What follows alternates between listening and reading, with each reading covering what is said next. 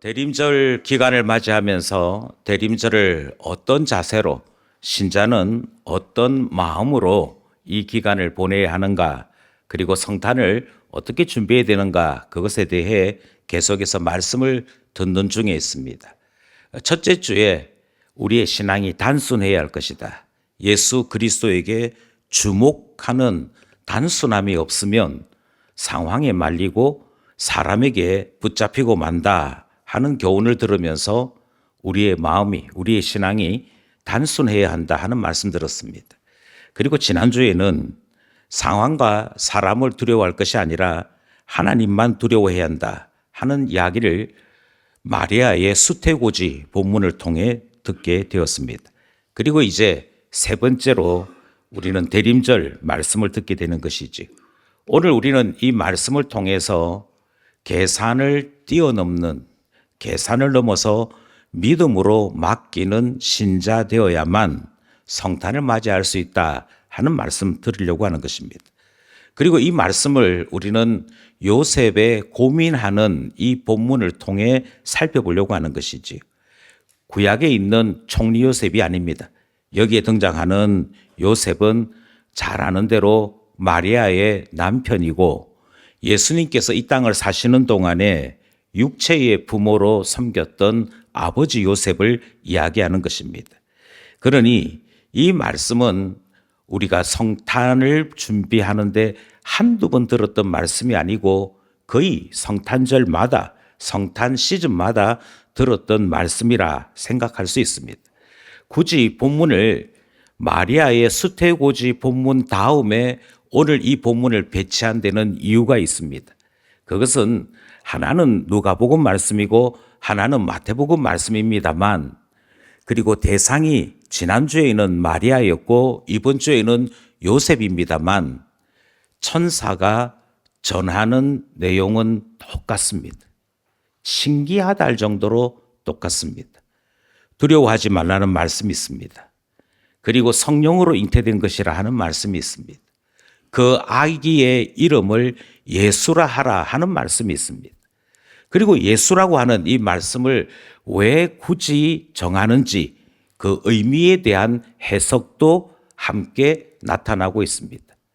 자기 백성을 죄에서 구원하실 분이기에 이름을 예수라 하라 말씀하시는 것이 마리아에게도 등장했고 오늘 본문에도 등장하는 것이지. 그러니 어떤 면에서 보면 사람만 바뀌었지 천사의 메시지는 동일합니다. 그러니까 지난주에 들었던 설교를 이번 주에도 들을 가능성이 매우 큰 것이지요. 그럼에도 차이가 있습니다. 그것은 우리가 본문을 세심하게 살펴보지 않을 때 놓치고만 여러 숨겨진 사실 때문입니다. 그러니까 오늘 본문에서는 본문을 좀 꼼꼼하게 살펴야만 보이는 것이 있습니다. 그리고 이것이 보여야 우리가 어떤 자세로 성탄을 맞이해야 되는지를 다시 한번 생각할 수 있게 되는 것이지. 무엇이 숨겨져 있고 무엇이 자세하게 보지 않으면 놓치기 쉬운 것인가, 여러 가지가 있습니다만 두 가지만을 말씀드리려고 합니다. 첫 번째는 요셉이 성령으로 잉태된 것, 성령으로 임신하게 된 것을 이제 알게 되었다 하는 말씀이 등장합니다. 18절 말씀이지요.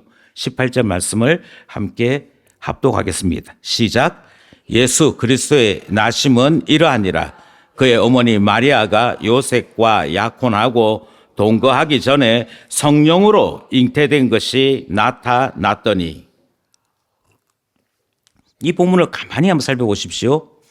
이 본문에서 요셉이 마리아가 임신하게 된 사실을 알게 되었다고 이야기합니다.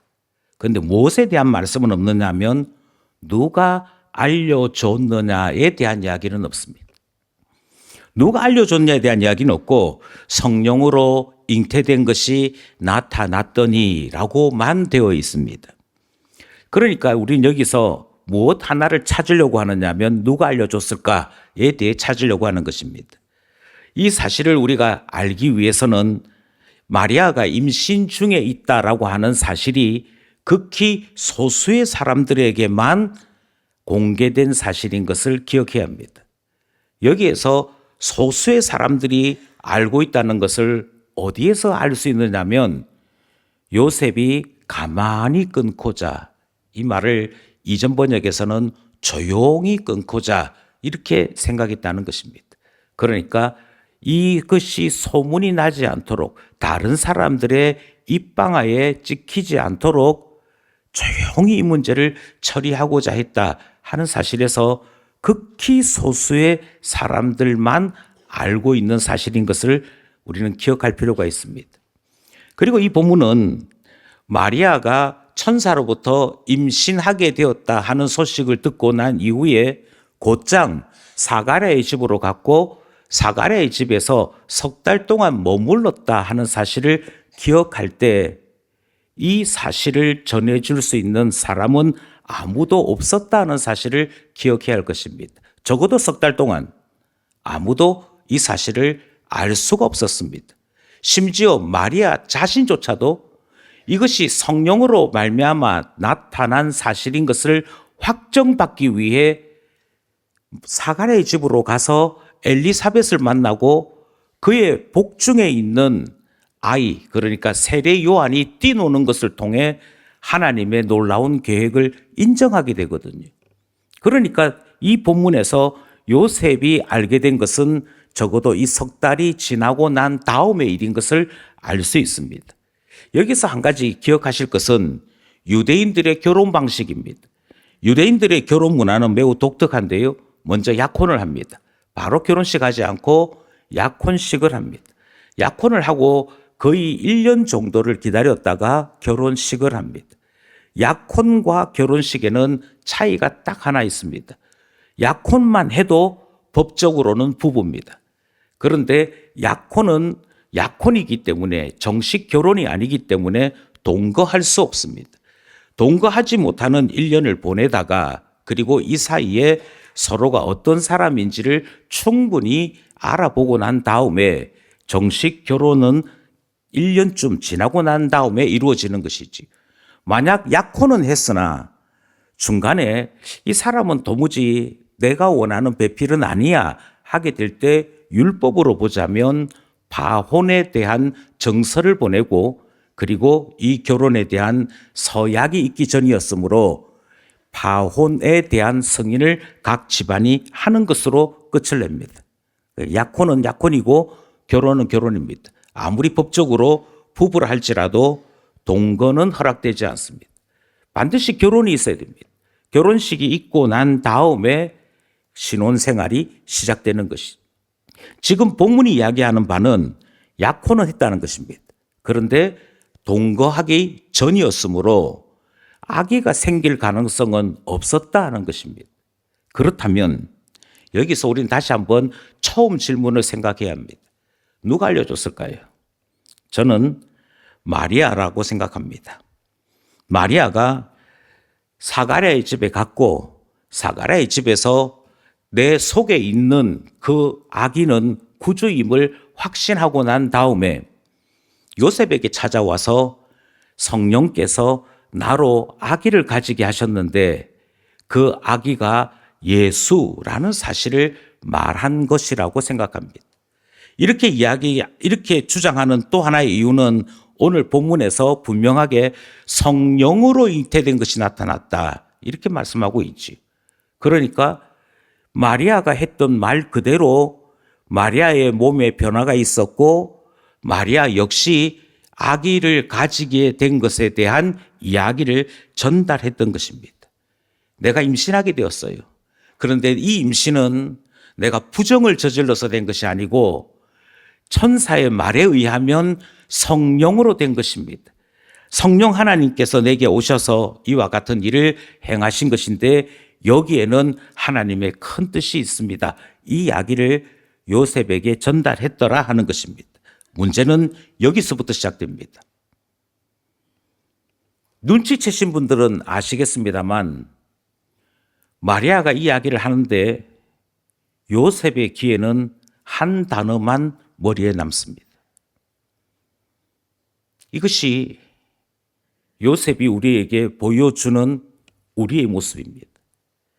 분명히 마리아는 성령으로 잉태되었다. 그리고 그것이 이미 내 몸에서 나타나고 있다라는 사실을 전한 겁니다.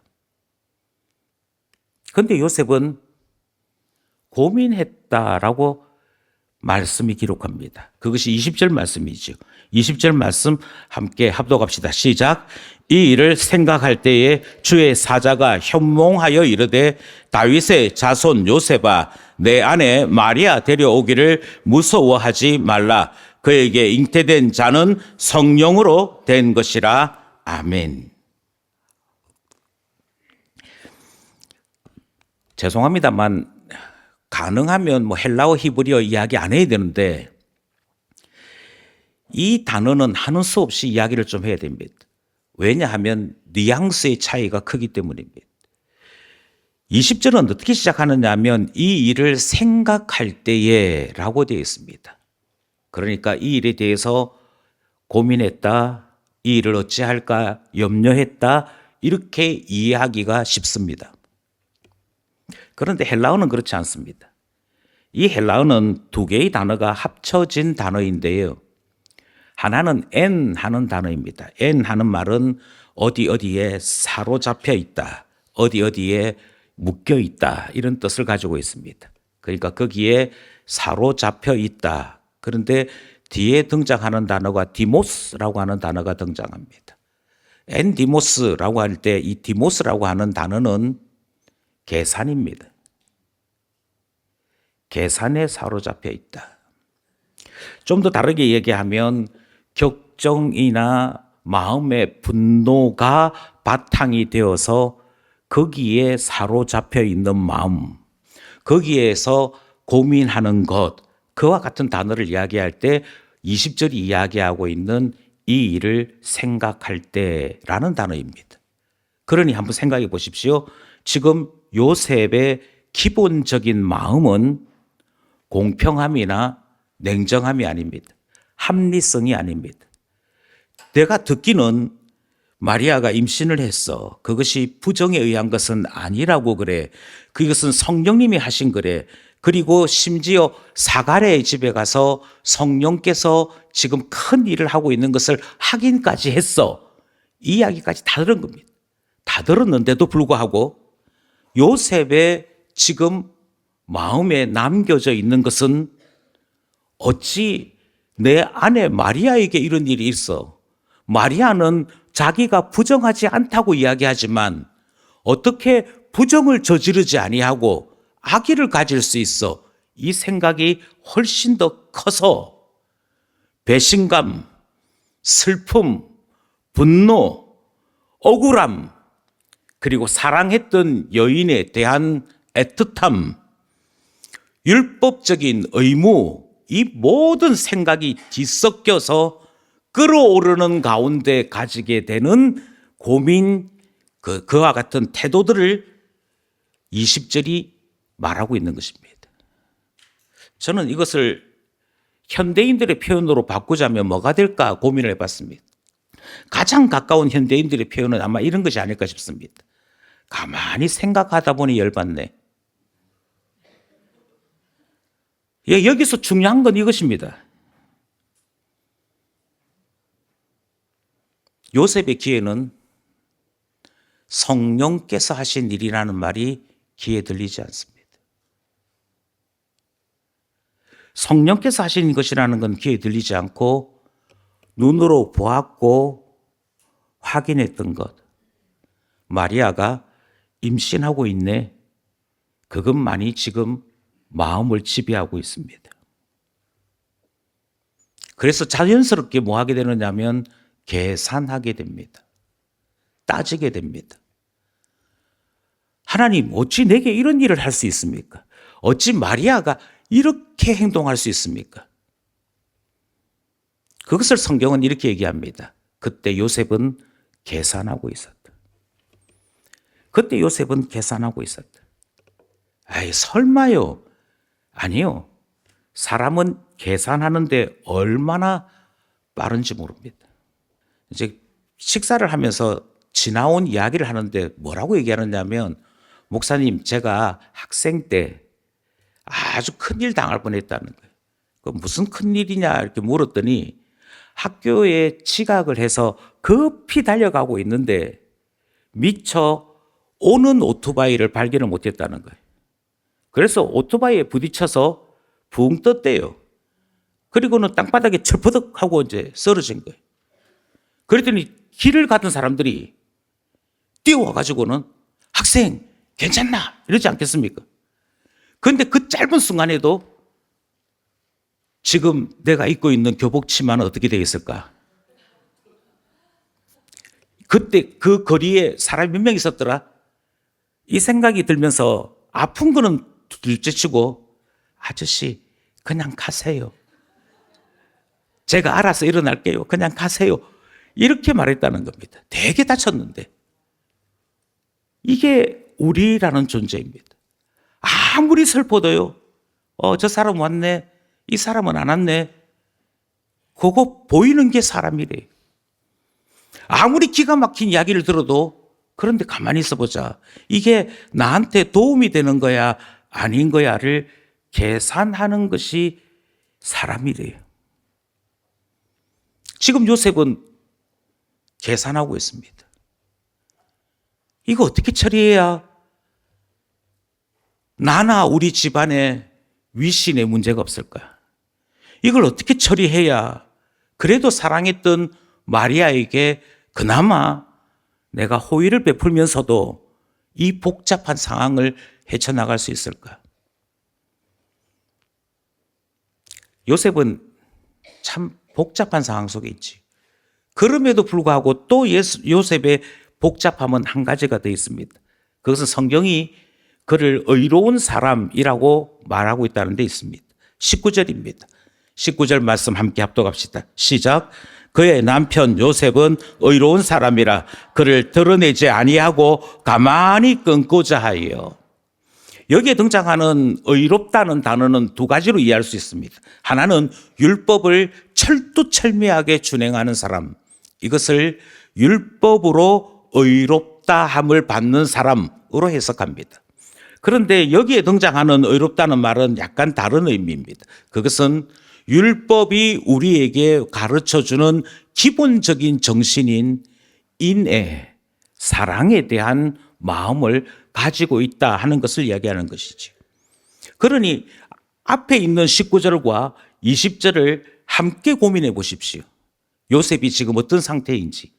한편으로는 하나님의 말씀을 따라 저 마리아에게 내가 복을 끼치는 사람 되고 싶습니다.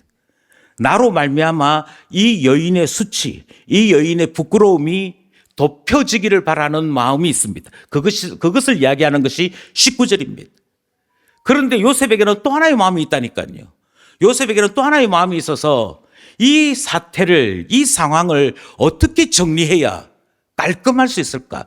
내가 더 이상 복잡한 상황에 말리지 아니하고 손해보지 아니하고 억울하지 아니하고 이 문제를 해결할 수 있을까? 이 상황이 본문이 우리에게 소개하고 있는 내용이더라는 것입니다. 우리는 오늘 아침에 이 문제를 다루려고 합니다. 이 문제를 다뤄야 될 이유는 이 문제는 단순히 성령으로 말미암아 임신하게 된 마리아와 요셉 사이의 문제라고 이해해서는 안 되기 때문입니다. 이 이야기는, 이 고민은 어디에서부터 출발하느냐 하면 타락과 구원의 문제에서부터 생각해야 되는 깊고 깊은 문제이기 때문입니다.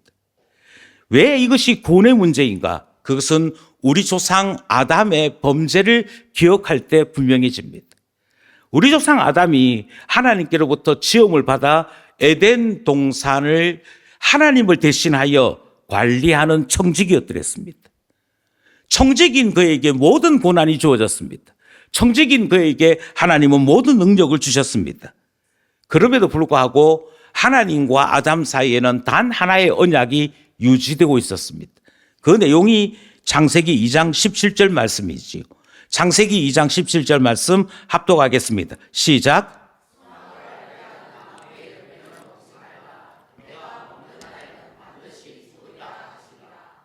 딱 한 가지였다니까요. 많지도 않습니다. 딱 한 가지. 그 동산 중앙에 있는 선과 악을 알게 하는 나무의 열매는 먹지 말아라. 우리는 이 나무를 지식나무라고 그럽니다. 이 나무를 먹기 전에는 옳고 그름에 대한 기준이 없었습니다. 옳고 그름에 대한 기준이 있는 것이 아니라 오직 한 가지, 하나님이 말씀하셨느냐 말씀하지 않은 것이냐만 존재했습니다. 하나님의 말씀에 이게 옳은 것이야 그런 것이야를 논할 필요가 없었습니다. 왜냐하면 선과 악을 알게 하는 나무의 실과를 먹은 적이 없었기 때문입니다. 하나님이 시켰으니 하는 것입니다. 그런데 하나님이 시킨 그게 너한테 도움이 돼? 안 돼? 너가 이 일을 할 때 다른 사람들은 뭐라고 생각할까? 복잡하지 않았습니다. 상황을 고려할 필요가 없었습니다. 이유는 간단합니다. 이유는 선과 악을 알게 하는 나무의 실과를 먹은 적이 없을 때는 이 고민이 없었습니다. 그런데 하나님께서 죽음으로 경계하신 이 실과를 아담은 기어코 먹고야 말았습니다. 그리고 난 다음에서 우리에게는 지식이 들어오기 시작했습니다. 조금 더 정확하게 이야기하자면 상황 판별이 일어나기 시작합니다. 내가 벗은 게 보이기 시작했습니다. 하와가 벗은 게 보이기 시작했습니다. 부끄러움이 무엇인지 알기 시작했습니다. 그래서 두려움을 동시에 알기 시작합니다. 숨었고 숨었습니다. 감추고 감추었습니다. 이 일이 언제부터 일어났느냐면 지식 나무의 열매를 먹고 난 다음에서 벌어진 일입니다. 그러므로 말미암아 지식이 얼마만큼 사람을 황폐하게 하는지, 지식이 얼마만큼 사람을 부끄럽게 만드는지를 우리는 창세기 2장에 있는 이 말씀을 통해, 그리고 3장 이후로 이어지는 타락한 인류의 모습을 통해 확인하게 되는 것이지. 안다는 게 이만큼 무섭습니다. 그런데 우리는 종종 이 지식이 가져다 주는 무게를 자꾸만 방광합니다. 방기합니다. 무시합니다. 나는 괜찮아. 나한테 얘기해. 아니요. 절대 그러면 안 된다니까요. 다시 말씀드립니다. 우리를 타락하게 만든 그 출발이 무엇이었냐면 선과 악을 알게 하는 나무의 열매를 먹음으로 출발했습니다. 그때부터 남과 여가 나누어집니다. 그때부터 하나님을 핑계하는 일이 벌어집니다. 그때부터 내가 잘했니, 네가 잘했니를 논하기 시작했습니다. 그게 우리가 타락했다라고 말하는 것의 출발이었습니다. 그럼에도 불구하고 우리는 자꾸만 내가 알아야겠어. 내가 파악해야 돼. 내가 아직 모르는데 뭘 결정합니까? 내가 이해가 다 되어야, 내가 모든 상황을 다 알고 있어야 이렇게 할 거고 저렇게 할 거고 하는 것이지요. 이 삶에 익숙해져 버리고 만 것입니다. 저는 이것을 이렇게 말씀드리고 싶습니다. 우리는 타락한 이후로 계산하는 본능에 빠져 있는 존재들입니다. 자기 중심적으로 살고 있고 그것에 대하여 당연하게 여기는 존재되고 말았습니다. 그래서 어떻게 되는 거 아니? 하나님께서 갑자기 일을 일으키시면, 하나님께서 갑자기 무슨 일을 결정하시면 우리는 데워놓고 하나님 갑자기 이러는 경우가 어디 있습니까? 왜 제게, 왜 이렇게 나한테 물어봤습니까? 이런 식으로 따지는 본능이 발동하기 시작하더라는 것입니다. 그런데 그것이 바로 요셉이 보여준 모습입니다. 계산하는 것이지. 계산하는 것이지. 이 계산은 지극히 우리 중심입니다. 이미 요셉이 보여준 것처럼 내가 경험한 것, 그리고 나를 중심으로 이것이 나에게 도움이 되는가 아닌가, 사람들은 나를 뭐라고 여길까, 이런 것들을 생각하는 계산에 익숙한 것입니다. 원리와 원칙은 존재하지 않습니다. 그런데 왜 이게 문제가 될까요? 이것이 문제가 되는 것은 우리의 이 본능이 발동될 때마다 잊혀지는 분이 있습니다. 그것은 하나님입니다. 분명히 마리아는 요셉에게 내가 부정해서 일어난 일이 아니고 성령으로 잉태된 일이다. 내 속에 있는 이는 성령 하나님께서 내게 주신 분이다. 이 사실을 이야기했습니다. 그것을 요셉도 들었습니다. 그래서 성령으로 잉태된 것이 나타났더니라고 본문이 소개하고 있지 않습니까? 아, 정말 성령이 임신케 하셨고 그 성령으로 말미암아 이 일이 일어났네, 몸을 보니 알겠네 하는 이야기가 두 눈에 보여도 귀에 안 들리기 시작하는 것이 있습니다. 성령이 하셨다, 안 들립니다. 하나님이 하셨다, 안 들립니다. 그게 우리가 생각할 때 일어나는 일입니다. 그게 우리가 계산할 때 일어나는 일입니다. 그게 우리가 본능에 취하여서 합리라고 하는 것을 꾸며낼 때 일어나는 일입니다. 다르게 말씀드리면 죄의 권세 아래 빠져 있는 인간에게 이 일은 본능입니다. 아직까지도 구원이, 하나님의 나라가, 하나님의 권세가 충만하게 임한 것이 아니더라는 것입니다. 그래서 우리는 이 본문을 살펴보고 있는 것이지. 그러므로 우리는 이 본문에서 교훈을 분명하게 얻습니다. 성탄을 맞이하는 여러분, 오신 주님을 기억하면서 다시 오실 주님을 기다리고 계신 여러분, 이 본문이 우리에게 무엇을 말씀하고 있습니까? 아주 단순합니다. 계산하지 말아라는 것입니다. 계산을 뛰어넘으라고 말씀하고 있는 것을 듣지 않습니까? 내 생각, 내 판단을 뛰어넘으라고 말씀하시는 것을 우리는 듣고 있는 것입니다. 한번 곰곰이 돌이켜 보십시오. 사람이 계산해서 행복한 적이 있는지, 사람이 계획을 세우고 자기 나름대로 판단을 해서 행복한 적이 있었는지를 한번 곰곰이 생각해 보십시오. 계산하는 그 즉시 불안은 시작됩니다. 계산하는 그 즉시 우리에게는 염려가 시작됩니다. 계산하는 그 즉시 혹시라도 놓친 것은 없는지 조바심이 나기 시작합니다. 완벽하게 계산하는 사람일수록, 완벽주의에 빠져 있는 사람일수록 행복하지 않습니다. 그 일이 내가 예상한 대로 딱 되었어, 그래서 행복하다고요? 아니에요. 예전에 우리나라의 결혼 방식은 어른들이 결정했습니다. 그래서 결혼식 날 가장 중요한 이벤트 중에 하나는 신부도 얼굴을 가리고 신랑도 소매 끝단 때문에 얼굴을 가리고 있다가 신랑 신부 맞절하는 그때 처음으로 얼굴을 봅니다. 그전까지는 양가 어른들만 보는 거예요. 전혀 모르는 사람과 결혼합니다. 그래서 설문조사를 했습니다. 전혀 모르는 사람들과 결혼을 했던 그때의 사람들에게 당신은 결혼을 하고 난 다음에 지금의 배우자와 몇 년을 살았습니까? 그리고 이 결혼이 당신에게 만족스러웠습니까? 질문이에요. 그 결과가 나와 있습니다. 오늘날 이렇게 결혼하는 사람은 거의 없습니다. 알아봅니다. 심지어 불신자들은 동거하기를 아주 쉽게 생각합니다. 아니, 평생을 같이 할 사람인데 어떻게 불쑥 결혼해요? 살아보고 마음에 들면 프로포즈하고 결혼하는 거지. 그래서 동거도 아예 그냥 유행이 되었고, 동거하다가 프로포즈하는 것이 당연한 것이 되었습니다. 그래서 물어봐요. 이렇게 해서 결혼한 사람들에게 물어봐요. 만족하냐고? 행복하냐고? 이혼율은 그렇게 따지고 살펴보고 챙겨보았던 이쪽이 훨씬 더 높습니다.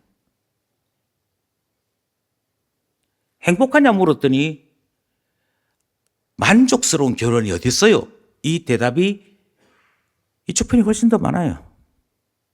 그렇게 따지더니, 그렇게 미리 동거하고 난리를 떨더니 오히려 내가 그때 미쳤었나 봐요. 이야기는 이쪽이 훨씬 더 많이 해요. 여기는 생면부지의 사람을 결혼식에서 만나 나 때문에 한평생 수고가 많았습니다. 이야기를 훨씬 더 많이 해요. 고마웠습니다. 이야기를 훨씬 더 많이 해요. 한쪽은 계산 없이 결혼했습니다. 한쪽은 계산하고 결혼했습니다. 그래서 어찌 됐다고요? 예, 죄송한 얘기지만 부모님이 짝지어준 사람이 하나님께서 내게 주신 배필인 줄 알고 사는 사람들이 훨씬 행복했습니다. 아니 도대체 계산해서 행복한 경우가 어디에 있습니까? 계산해서 만족스러운 경우가 어디에 있습니까? 일본이 한참 경제대국이라고 불릴 때 일본은 그 당시에 이미 케이블 방송이 있었습니다. 그때가 80년대인데요.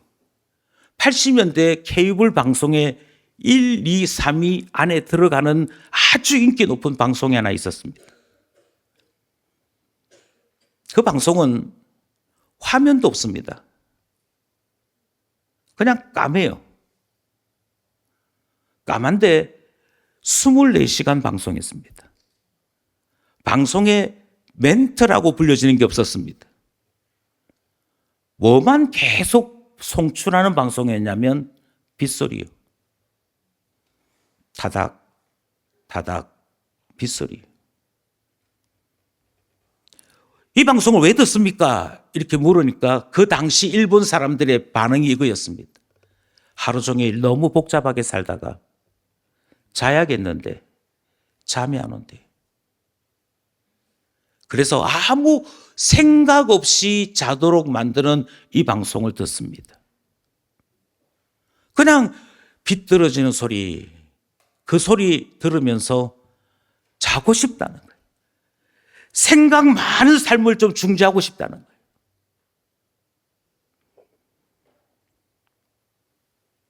이 방송을 그나마 들으니까 내가 살 것 같대요. 이때 이미 일본의 자살률은 고공행진 중이었습니다.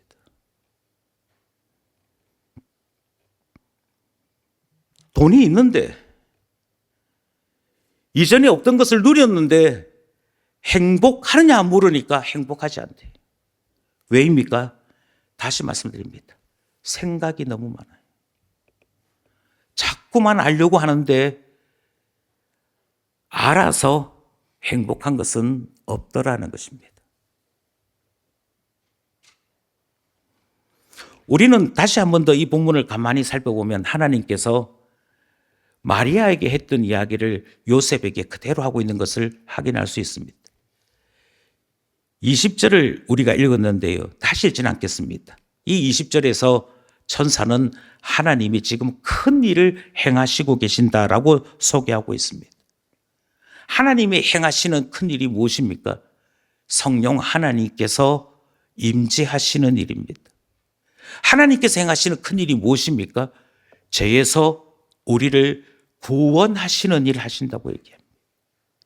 죄로 말미암아 오게 된 죽음, 죄로 말미암아 오게 된 병, 죄로 말미암아 오게 된 고통, 죄로 말미암아 오게 된 눈물, 죄로 말미암아 오게 된 한숨, 죄로 말미암아 오게 된 염려, 그것 없애시고자 하나님께서 큰 일을 하시고 지금 그 큰 일을 마리아를 통해 시작하셨다는 이야기가 천사가 들려준 이야기 아닙니까? 이 이야기를 듣는 중에 요셉은 인간적인 계산을 끝낼 수 있었습니다. 요셉이 기쁜 마음으로 끝냈는지 아닌지는 알 수 없습니다. 다만 성경이 끝을 맺으면서 마리아를 데려왔고 동거하지 않았고 그리고 아기가 태어나게 되었을 때 그 아기 이름을 예수라고 지었다 하는 점에서 요셉이 천사의 말을 다 믿고 있었음을 확인할 수는 있습니다. 여기서 중요한 것이 있지요. 계산은 필요하지 않습니다. 계산은 전혀 필요하지 않습니다.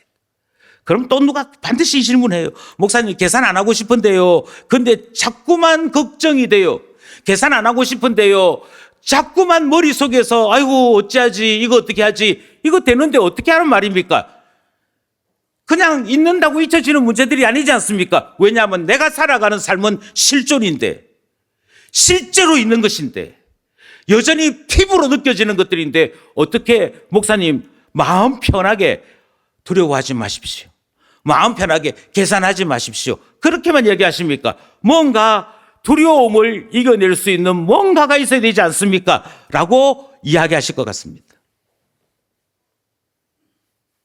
저는 단답으로 이렇게 말씀드리고 싶습니다. 그 계산 아무리 해봐도 답 없습니다. 답 안 만들어집니다. 그렇다면 나로 하여금 머리 아프게 하는 모든 상황을 하나님께 가지고 가시는 것, 그게 답 아니겠습니까? 하나님, 저로서는 도무지 답이 없습니다. 하나님, 저로서는 도무지 해결책이 없습니다. 그래서 하나님께 맡기려고 합니다. 하나님이 알아서 해주시기를 바라고 하나님 손에 문제를 맡기려고 합니다. 하나님은 해결하실 수 있습니다. 전능하신 분이니까요. 하나님은 해결하실 수 있습니다. 나를 사랑하시니까요. 우리는 이것을 믿음이라고 부릅니다. 예, 무엇이 우리로 하여금 상황적인 두려움에서, 무엇이 우리로 하여금 계산하는 것에서 벗어나게 하느냐면 하나님을 철저하게 믿는 믿음에서 우리는 드디어 기쁨을 느낄 수 있습니다. 우리는 드디어 기대라고 하는 것을 가질 수 있습니다.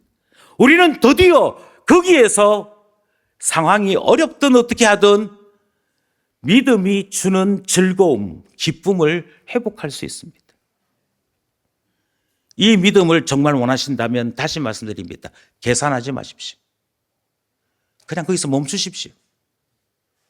멈추시고 하나님께 맡길 것이 무엇인지 그것만 정리하십시오. 그러니 내 본능이 시키는 대로 움직여서는 성탄절 맞이할 수 없습니다. 다시 말씀드립니다. 계산하지 마십시오. 계산한다고 해서 그 모든 일에 대하여 파악하고 조사하고 답을 찾고 계획을 찾으려고 한다고 해서 답이 나오는 것도 아니고 행복한 것도 아닐 것입니다. 그냥 우리에게 독생자를 주신 하나님만 믿으십시오. 그것이 우리로 하여금 기적을 체험하게 할 것입니다. 세상이 알지 못하는 평안을 맛보게 할 것입니다. 저는 이미 우리가 얼마든지 이것에 대하여 실제로 경험한 바가 있다고 믿고 확신합니다. 우리 교인들이 지난 한 해 동안 일어났던 일들을 돌아보십시오. 우리 교회가 경험했던 바를 생각해 보십시오.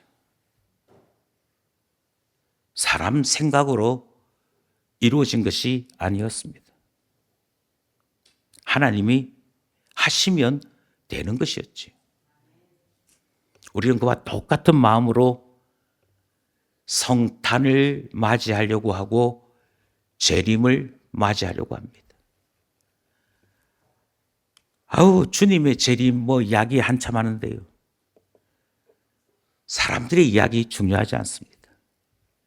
주님이 오셔야만 구원이 완성됩니다. 죽음이 죽음을 맞습니다. 주님이 오셔야만 이 땅에서 늙고 병드는 모든 것이 끝을 만나게 됩니다. 사람들이 뭐라고 말하든지 우리는 그것에 대하여 일절 마음을 기울이지 않습니다. 그때 요셉에게 계산이 아닌 믿음이 필요했던 것처럼 오늘 이 시대를 살아가시는 여러분, 계산 아니라 믿음이 필요한 거 아니겠습니까? 하나님이 우리를 사랑하셔서 아들을 주신 성탄을 맞이하고 있습니다. 아들을 주신 하나님을 믿지 않는다면 도대체 뭘 믿을 수 있다는 얘기겠습니까? 나를 사랑하시는 하나님께 염려를 맡기고 계산을 맡기고 상황을 맡기고 믿음으로 나아가는 우리 모두 되기를 간절히 소원합니다.